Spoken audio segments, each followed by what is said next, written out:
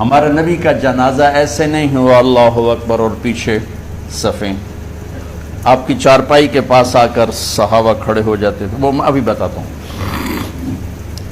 تو آپ نے فرمایا سب سے پہلے جبریل و میکائیل آ کر میرے اوپر درود و سلام پڑھیں گے، پھر اس کے بعد ساتوں آسمان کے فرشتے باری باری آئیں گے، جب وہ چلے جائیں گے تو پھر سب سے پہلے میرے خاندان، میرے اہل بیت کے مرد آ کر میرے اوپر سلام پڑھیں گے، پھر ان کی خواتین آ کر سلام پڑھیں گی، پھر ان کے بچے آئیں گے، پھر ان کے نوکر اور نوکرانی آئیں گی، اس کے بعد مہاجرین مکے کے قریش آئیں گے، اس کے بعد ان کی عورتیں آئیں گی، ان کے بچے آئیں گے، ان کے نوکر اور نوکرانی آئیں گی، اس کے بعد مدینہ والے آئیں گے، پھر مدینہ کی خواتین آئیں گی، پھر ان کے نوکر نوکرانی آئیں گے، اور اس کے بعد مجھے تم اللہ کے سپرد کر دینا۔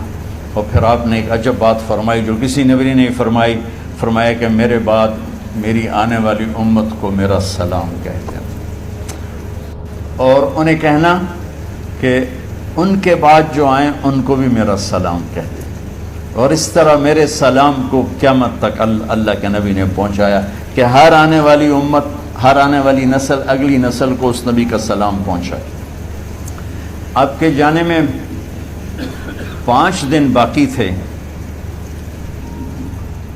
تو آپ نے فرمایا مجھے 7 کنوؤں کے پانی سے غسل کرواؤ، تو 7 کنوؤں سے پانی لایا گیا مشکیزوں میں بھر کے۔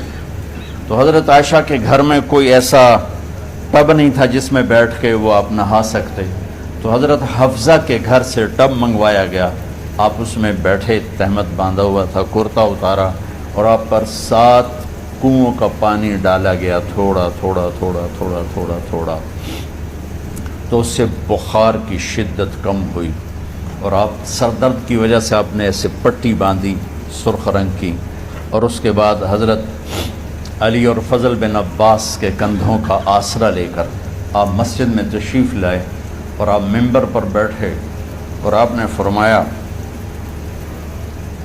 لوگوں میرے جانے کا وقت آ چکا ہے، میں نے کسی پر زیادتی کی ہو، کسی کو تھپڑ مارا ہو، کسی کو چھڑی ماری ہو، کسی کا حق دبایا ہو، تو میں اپنی جان کے ساتھ، مال کے ساتھ حاضر ہوں، مجھ سے یہیں بدلہ لے لو، آخرت میں میرے خلاف کوئی دعویٰ نہ کر، میں آخرت کے حساب کو برداشت نہیں کر سکتا۔ جن کے طفیل لوگوں کا حساب معاف ہوگا، جن کی طفیل، جن کی شفاعت پر لوگ بے حساب جنت میں جائیں گے، وہ روتے ہوئے فرما رہے ہیں کہ میں آخرت کے حساب کو نہیں دے سکتا۔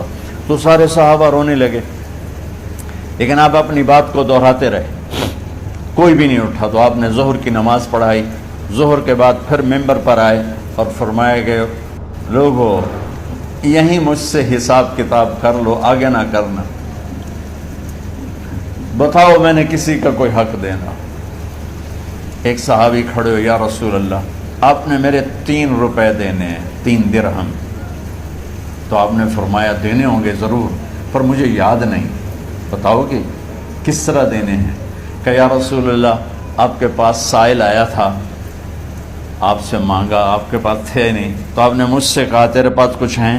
تو میرے پاس 3 درہم تھے، تو آپ نے فرمایا تو دے دے، میں بعد میں ادا کر دوں گا۔ تو ہاں یاد آ گیا، میرے نبی کے گھر میں تو تیل نہیں تھا ایک چھٹانگ جس سے چراغ جلتا، پیسہ کہاں سے آتا؟ تو آپ کے سامنے آپ کے کزن فضل بن عباس کھڑے تھے، آپ نے فرمایا فضل میرا قرضہ ذمے لیتے ہو؟